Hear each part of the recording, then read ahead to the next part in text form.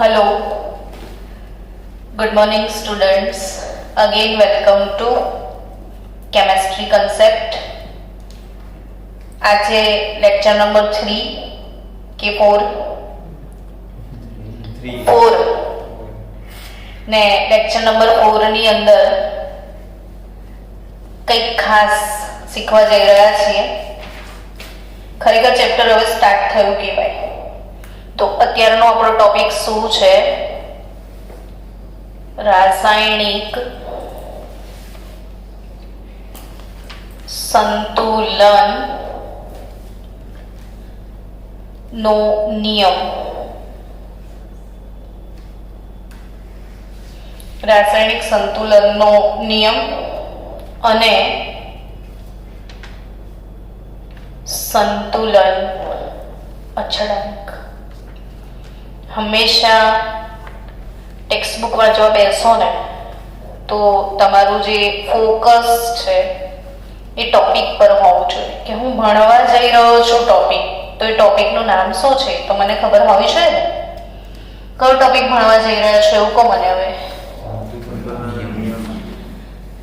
સંતુલનનો નિયમ, રાસાયણિક સંતુલનનો નિયમ. ને રાસાયણિક સંતુલનનો નિયમ એટલે કોણે આપ્યો તો, શું હતો, ને સંતુલન અચળાંક એનું સૂત્રની તારવણી. આટલી વસ્તુ પર આપણે ફોકસ કરવાનું છે. તો એ વસ્તુ સૂત્ર કેવી રીતે આવે સમજીએ. તો એ સમજવા માટે તમારી બુકમાં પહેલું જ એક વાક્ય લખ્યું છે, સંતુલન સમીકરણ, સંતુલિત અથવા સંતુલન સમીકરણ એવો એક શબ્દ વાપર્યો છે. જુઓ, મળ્યું? તો સંતુલિત સમીકરણ અથવા એ જ સંતુલિત સમીકરણનું જે બીજું નામ છે એવું તમને કહું. આને કહેવામાં આવે છે સક્રિય જથ્થાનો નિયમ. સક્રિય જથ્થાનો નિયમ. શું કહેવાય આ? સક્રિય જથ્થાનો નિયમ. અને આ નિયમ આપણા બે વૈજ્ઞાનિકો હતા, 1864 ની વાત છે. ને કોણે આપ્યા હતા આ નિયમ? એ બંનેના નામ પણ આપણે લખીએ જેથી કરીને આપણને યાદ રહે. 1864 માં Maximilian Guldberg, Cato Max Miller, Cato Maximilian Gulberg,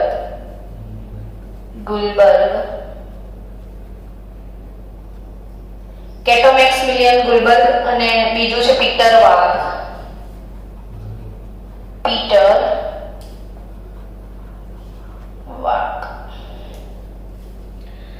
આ બંને સક્રિય જથ્થાનો નિયમ આપ્યો હતો. કોણ?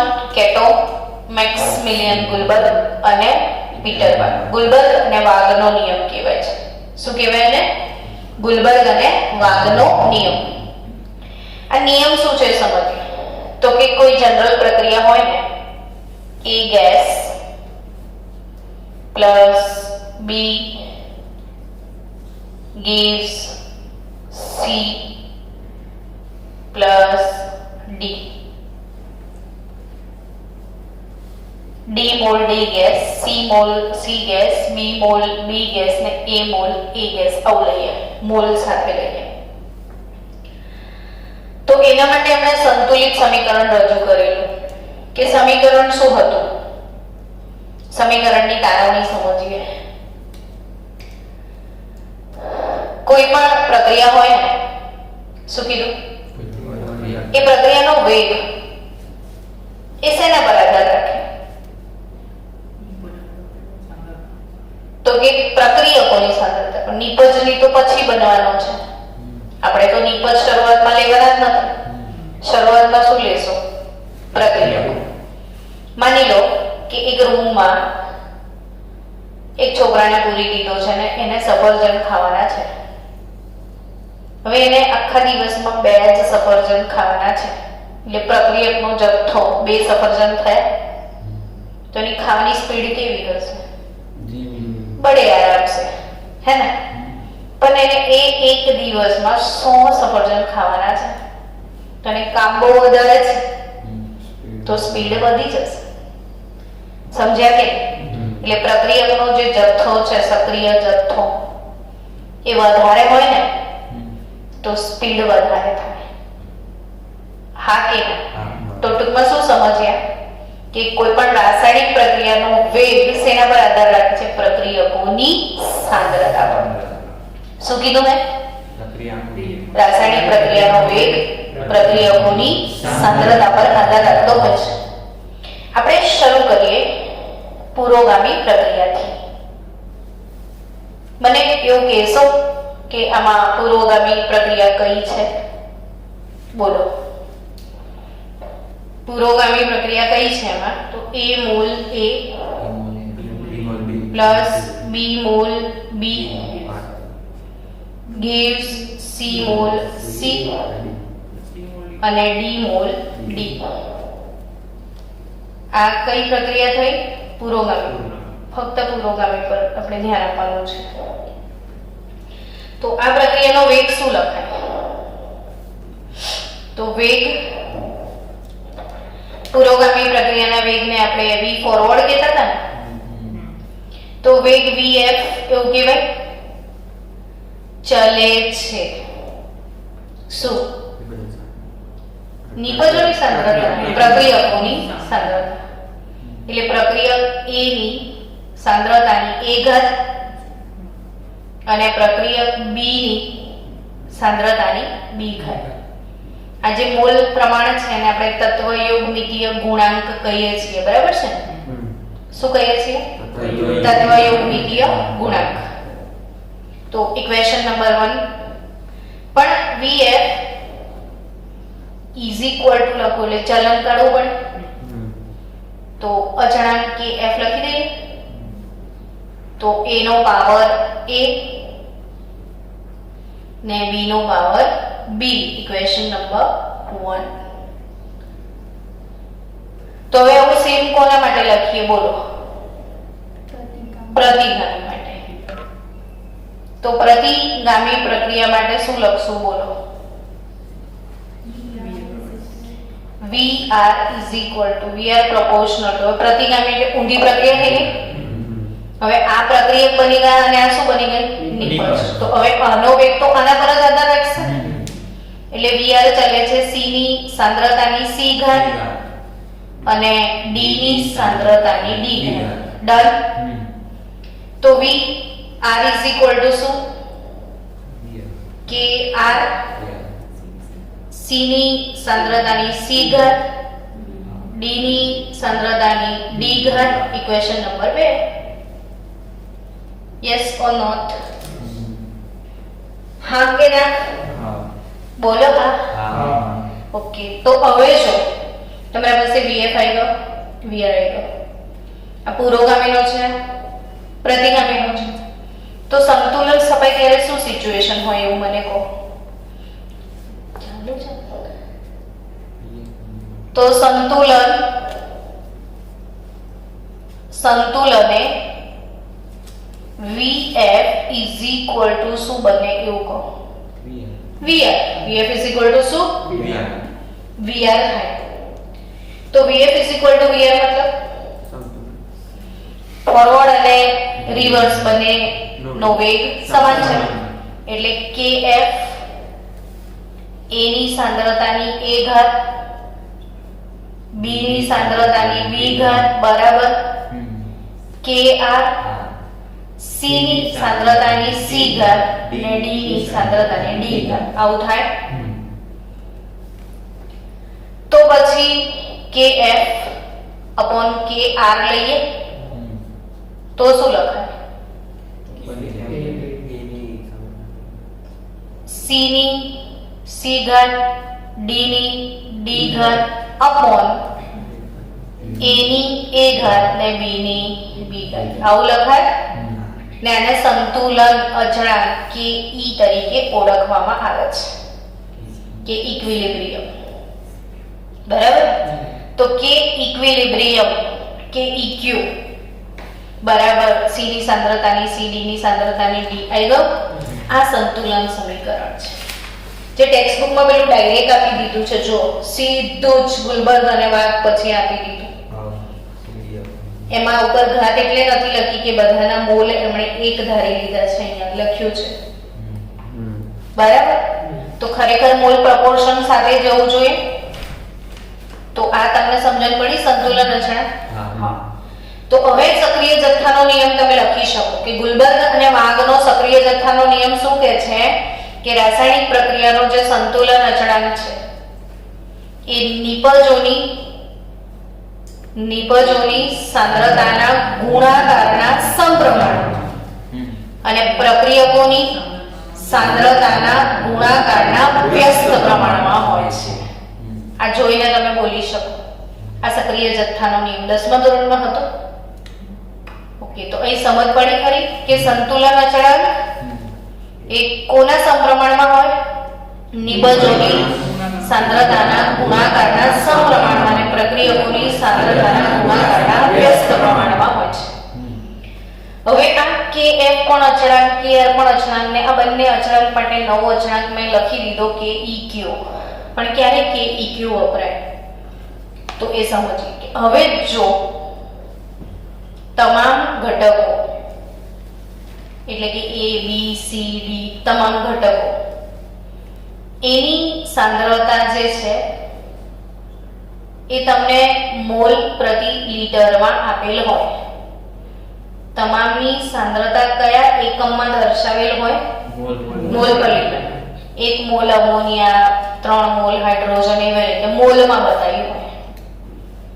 તો આપણે અહીંયા સાંદ્રતા c માટે k ઇક્વિલિબ્રિયમ તો છે પણ સાંદ્રતા મોલ પ્રતિ લિટરમાં છે તો અહીં k c લખીશું.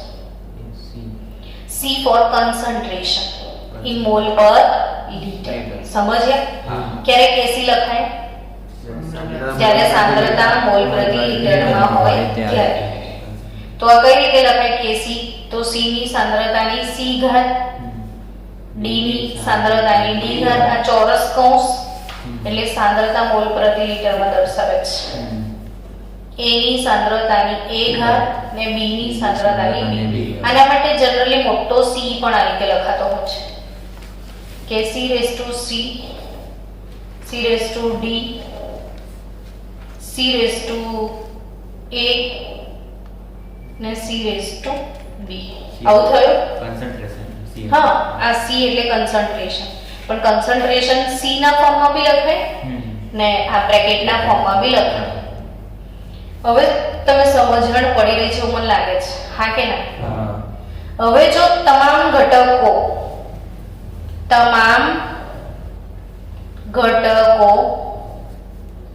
ની સાંદ્રતા મોલ પર લિટરને બદલે દબાણ ના સંદર્ભમાં હોય, દબાણ એકમમાં દર્શાવેલી હોય, જેમ કે બાર હોય, વાતાવરણ હોય, પાસ્કલ હોય, આ બધા દબાણના એકમો છે. દબાણમાં સાંદ્રતા દર્શાવેલી 2 બાર અમોનિયા, 3 બાર એવી રીતે. તો એ સંજોગોમાં Kc ના વ્યાખ્યાયિત કરાય, Kp વ્યાખ્યાયિત કરે. P for pressure, P for શું? Pressure. C for concentration, P for pressure. તો pressure, partial pressure of C raised to C એટલે આંશિક દબાણ ભણ્યા હતા ને આપણે. આંશિક દબાણ D raised to D, A નું આંશિક દબાણ raised to A ને B નું આંશિક દબાણ raised to B. તો Kp લખાય. સમજી ગયા? અને જો એ જ મોલ સાંદ્રતા મતલબ કે ઘટકોની સાંદ્રતા મોલ અંશમાં બતાવેલી હોય, શેમાં? તો હવે તો મોલ અંશનો સિમ્બોલ ખબર છે ને? તો એ જ સંતુલન અચળાંક તરીકે Kx લખાય. શું લખાય? Kx લખાય. શું લખાય? Kx. તો x C C XD D XA XB B પડી ખબર? તમે લખી રહ્યા છો સાથે સાથે? તમારે લખવાનું હતું સાથે સાથે? ઓકે, તો ઘરે જઈને વિડિયો રિપીટ મારીને પછી પાછું લખીને મને મોકલજો હોમવર્ક. તો આ KC, આ KP લખતા શીખ્યા. શું લખતા શીખ્યા? KX. સો બચ્ચા લોગ, અહીંયા આપણે એક અગત્યની થિયરી શીખવા જઈ રહ્યા છીએ અને એ થિયરી એટલે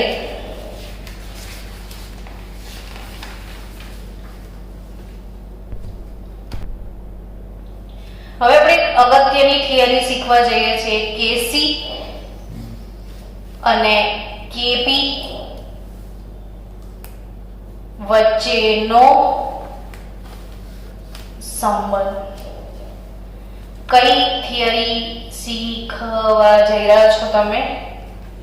KC અને KP વચ્ચેનો સંબંધ, કે KC KP વચ્ચે શું સંબંધ છે.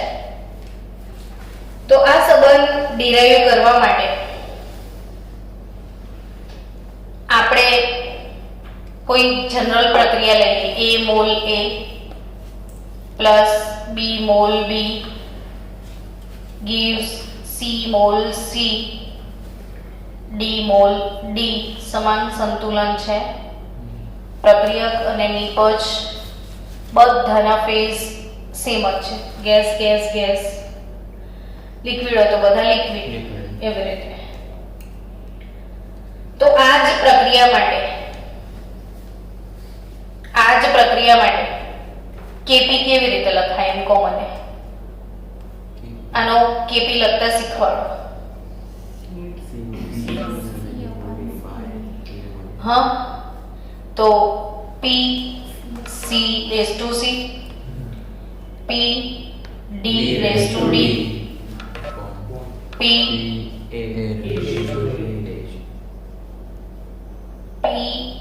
A raised to A ને P B raised to B થાય. હવે દ્રવ્યની અવસ્થાઓ પ્રકરણ તમે ભણી ચૂક્યા છો એવું ધ્યાન છે તમને? તો એમાં આપણે આદર્શ વાયુ સમીકરણ ભણેલા. PV is equal to nRT. યાદ આવે છે આ સમીકરણ? PV is equal to nRT. તો P બરાબર શું લખાય? તો કે N/V into RT આવું લખાય. તો P બરાબર, જો આ N/V શું થયું? N એટલે મોલ, V એટલે લીટર. તો મોલ પર લીટર તો સાંદ્રતા ના, તો N/V એટલે સાંદ્રતા C જ લખાય ને. તો P is equal to શું થાય? CRT. Done. P is equal to શું? CRT. તો P is equal to જો CRT હોય તો PA બરાબર CART લખાય. PB બરાબર શું લખાય? CBRT લખાય. PC બરાબર CCRT અને PD બરાબર CDRT થાય. આ બધી જ કિંમતો આપણે આમાં મૂકી દઈએ KP ના ઇક્વેશનમાં. તો મૂકો, ચલો KP ના ઇક્વેશનમાં વેલ્યુઝ તમે મૂકશો તો શું મળશે તમને? KP ઇક્વેશનની વેલ્યુ મૂકો તો PC છે ત્યાં CC RT raised to C, CD RT raised to D, CA RT raised to A ને CB RT raised to B. Yes or not? તો આપણે સાઈડ પર કાઢી લઈએ. CC raised to C, CD raised to D, CA raised to A, CB raised to B. આ કાઢી લીધું. તો શું વધ્યું એમ કહો? RT વધ્યું ને. તો સમજો કે RT raised to C, RT raised to D. તો RT raised to C plus D એવું લખાય. ऊपर આવે તો minus RT raise to A RT raise to B તો C plus D minus A plus B તો KP ઇઝ ઇક્વલ ટુ આ તો KC ના થઈ ગયો KC થયો અને RT raise to delta N gas આવું લખાય. હવે આ ડેલ્ટા N ગેસ નો મતલબ શું તો મોલ વાયુનું મોલની સંખ્યા.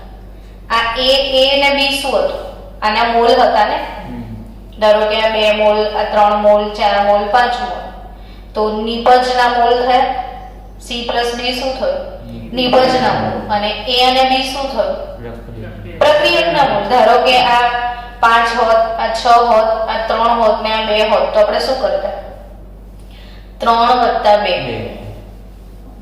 2 ઓછા 5 + 6 તો એને ડેલ્ટા N ગેસ એવું કહેતા. તો 5 ઓછા 5 + 6 થઈ જતો તો 6 આન્સર આવતો.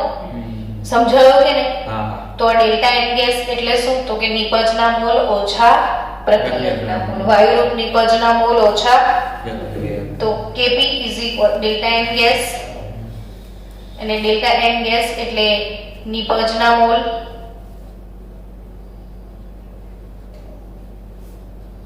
ઓછા પ્રક્રિયકના મોલ. બરાબર. તો ફાઇનલી શું રિલેશન મળે એવું કહો મને ફાઇનલ રિલેશન બોલો કે Kp = Kc into RT raised to delta N gas. સમજી ગયા ને? હવે ડેલ્ટા N ગેસ જો 0 નીકળે તો આ 0 તો Kp બરાબર શું થઈ જાય Kc. કેસ 1. સેકન્ડ કેસ જો ડેલ્ટા N ગેસ > 0 નીકળે તો Kp > Kc થાય અને ડેલ્ટા N ગેસ <0 તો Kp Kc. અહીંથી બધા નીટના ક્વેશ્ચન આવે. તો કેવી રીતે તો કે આવો પ્રશ્ન પૂછાય N2 gas plus 3H2 gas gives 2 ammonia gas. આ પ્રક્રિયા માટે Kp ને Kc વચ્ચે સાચો સંબંધ જણાવો. આવો પ્રશ્ન પૂછે ને? શું પ્રશ્ન પૂછે? આ પ્રક્રિયા માટે Kp ને Kc વચ્ચેનો સંબંધ સમજાવો આવું પૂછાય. તો કે આ જો ડેલ્ટા N ગેસ શોધી કાઢવાના માટે એટલે નિપજના મોલ ઓછા પ્રક્રિયકના મોલ. ખાલી વાયુના જ લેવાના પણ આ તો બધું વાયુ જ છે. તો આ બાજુ કેટલા મોલ છે નિપજના? 2 જ મોલ છે યાર. અને આ બાજુ 3 મોલ અને આ 1 મોલ કેટલા મોલ છે 4 મોલ એટલે આ બાજુ -2 મોલ થયા. તો ડેલ્ટા N ગેસ -2 એટલે <0 આવ્યો. તો Kp Kc નો શું સંબંધ થાય? Kp Kc. સમજાયો કે નહીં? નીટના પ્રશ્નો કેવી રીતે આવશે? ડેરિવેશન ટેક્સ્ટબુક માં કોઈ જગ્યાએ છે નહીં. જોયું તમે? તો આપણે તો શીખવું જ રહ્યું. આ શીખવું પડશે એડિશનલી આપણે જીનીટ માટે. તો આ તમારે સમજણ પડી કે ના પડી? હવે કોઈ પ્રક્રિયા છે CaCO3 solid gives CaO solid plus CO2 gas. આવી કોઈ પ્રક્રિયા છે? આના માટે Kp Kc નો સંબંધ જણાવો એવું પૂછે. તો આનો ડેલ્ટા N ગેસ કેવી રીતે કાઢશો મને કહો? કે નિપજના મોલ માઈનસ પ્રક્રિયકના મોલ. તો નિપજ કેટલી છે એમ કહો? 2. આ સોલિડ છે આપણે ગેસ જ લેવાનો એટલે આ તો ગણાશે નહીં. આ એક જ ગણાશે અને પેલી બાજુ સોલિડ છે એટલે ગણાય નહીં. તો એક જ આવે ને એટલે > 0 થયું. તો Kp Kc. Kp Kc. Liquid भी नहीं गणना. हाँ लिक्विड भी नहीं गणवाना, खाली गैस. તો ડેલ્ટા એન ગેસ ફક્ત ગેસ માટે એટલે ચોખ્ખું લખ્યું જ છે ડેલ્ટા એન ગેસ, એનો મતલબ શું થાય? બીજું કોઈ ગણવાનું નહીં. તો કેપી ના સંબંધને એના રિલેટેડ પ્રશ્નો અને આપણે સંતુલન, અચળાંક અને ગુલબર્ગ અને વાઘનો નિયમ આજે ભણ્યા. હવે આપણે નેક્સ્ટ લેક્ચરથી શું કરીશું? કેપી ની ખાસિયતો એ ભણી અને વચ્ચે નીટનો સેશન ચાલુ થશે ને પછી આપણે પાછા ટેક્સ્ટ બુકને ફોલો કરશું. તો મળીએ નેક્સ્ટ લેક્ચરથી.